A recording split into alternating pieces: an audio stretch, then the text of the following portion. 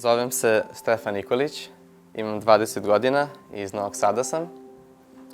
Išao sam u srednju elektrotehničku školu Mihajlo Pupin, smjer za multimedije. Imam mlađeg brata Nemanju, živim sa mamom i tatom. Volim sportove, trenirao sam fudbal, košarku, stoni tenis, plivanje. Najviše fudbal. Fudbal sam krenuo početkom osnovne škole sa još dva druga i tad mi se mnogo svidao sport. To je bio, ja mislim, 8. razred, ali pošto niko nije hteo da bude golman, uvek tu svi hteli sada da se hvale i da šutaju loptu, ja sam morao da budem golman, pošto sam poslednji došao, ja mislim, tada. I kako sam branio, udarila me bila lopta preko prečke i tako sam slomio ruku. Posle toga sam morao mnogo vremena da provodim kod kuće, jer bila je dosta velika povreda. Uzeo sam da pregledam, recimo, neke video igrice i LOL mi je delovao mnogo zanimljiv. Tako sam uzeo da igram ja i još dva druga iz osnovne i tu je sve počelo. Nije postao drugi nadimak, nekako oduvek mi je bilo kao cringy da smislim neko ime koje nije moje ime i neko da se zovem Destroyer 992, nije mi baš bilo onako, nisam to ja. To jest u početku sam se zvao Stefke sa puno E na kraju, ali to je nekako baš sam bio mali tad, to je pre 8 godina. Pa sam onda promenio u Stefan i onda sam promenio u Stefan Nikolić. Znači, u suštini Stefan stoji tokom cijele priče. Prvi heroj mi je bio, ja mislim, Xin Zhao, koji sam kupio, a koji sam igrao se stvarno ne sjećam, to je baš bilo davno. Ali mnogo sam obožavao Xin Zhao, Panteona i Fiddlesticksa. Fiddlesticks mi je bio omiljeni tada, jer neko bio baš lak, a i mnogo si, pošto su ljudi tad bili mnogo onako novi, nisu znali šta je igrica i sve to, mnogo si da uđeš u buš sa Fiddlesticksom i da oni ne očekuju, ti ih ultaš sve i pobiješ i onako uđeš u zonju.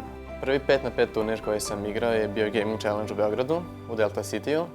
Tad sam dobio poziv od Kolamaxa da igram u timu sa njim, Tastelessom, Milicom i tada Mare Killerom na topu. Na tom turniru smo bili treći, iako mi je bio prvi turnir ikada. I bili smo treći, to je onako, ljudi ima mnogo velike sukces i super je, dobro iskustvo, meni nije bilo. Jer neko sam teo uvek da pobedim i bilo mi žao što nismo. Pa bio je dosta zahtevan, sve je moralo da bude pod crtom. Bio je perfekcionista, baš.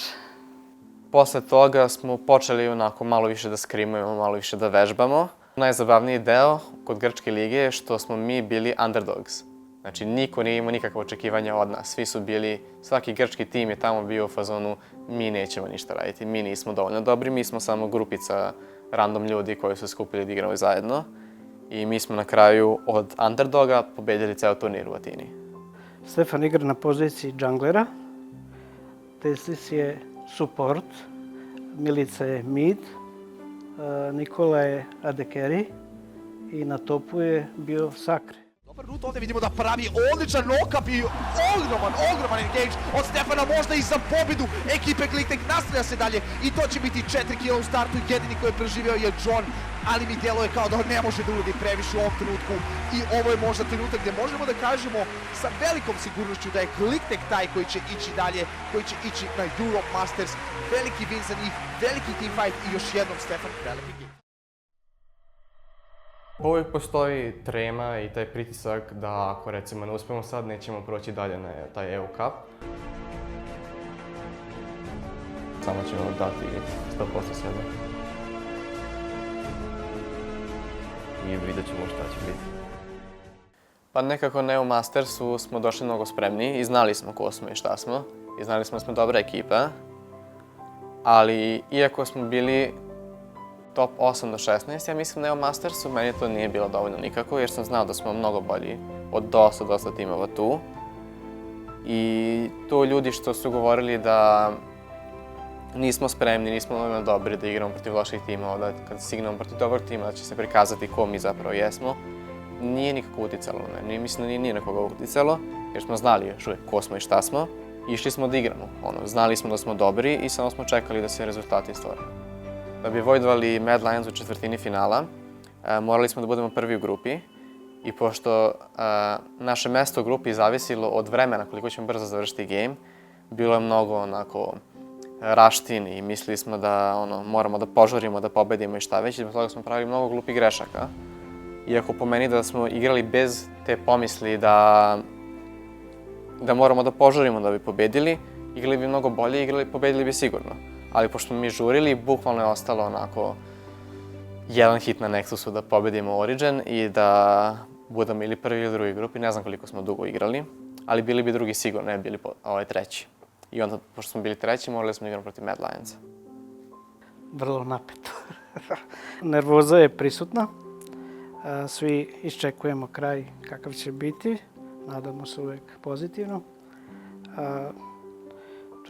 Trudimo se da to ispratimo kako treba. Malo šetamo po sobi dok se ne završi, to je to. Nekako game protiv Origina nije bio toliko hype za nas, jer smo svi navikli da igramo protiv pro igrača i protiv dobrih igrača iz solo queue-a. Tako da smo cool-minded smo ušli u game, opušteni skroz i igrali kao što bi igrali svaki drugi game. Sad, ceo attention taj što smo dobili za taj game, stvarno nismo očekivali da je gledalo koliko 120-130 ljudi i da je svaki mogući LoL igrač na svetu video to i da je komentarisao na Twitteru svaki pro igrač, svaki coach, sve smo onako dobili ogroman attention i kao tim i kao igrači, što je bilo super i neočekivano, ali game kao game nije bio ništa onako poseban. Očekivali smo da smo i bolji zato što su oni novi formiran tim.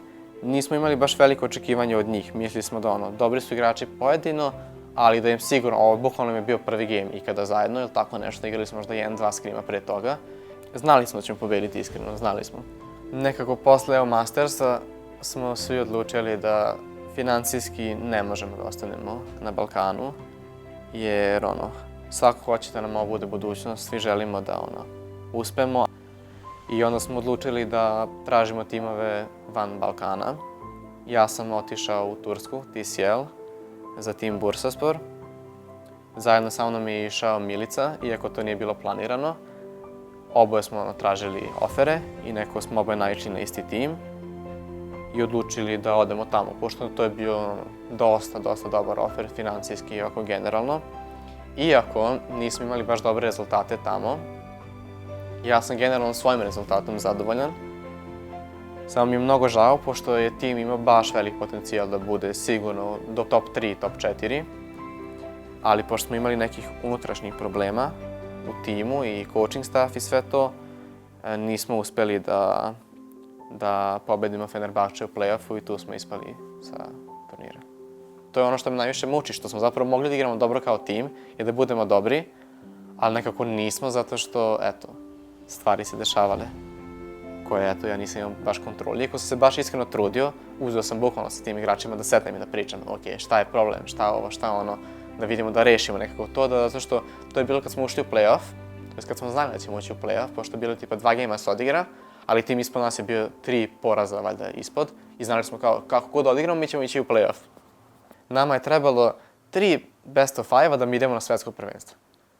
I kako to nije dovoljna motivacija da mi odemo sada na Worlds i da budemo tamo i da se potrudimo malo više, nekako njima to nije.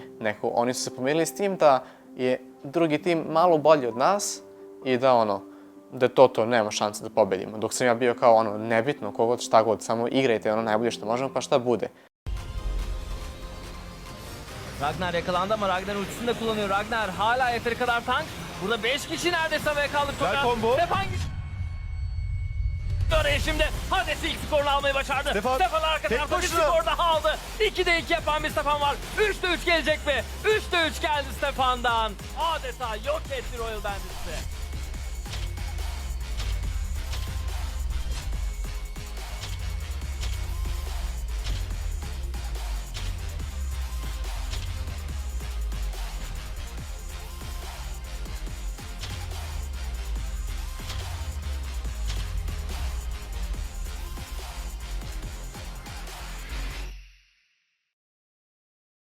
Nije mi bio cilj da budem najbolji jungler na Balkanu, već mi je bio cilj da budem najbolji jungler u Evropi. I zato sam i odlučio da idem u Tursku i odlučio sam da ostavim Balkan iza sebe kao uspešnu prošlost i da idem dalje, da probam da vidim koliko mogu da doguram.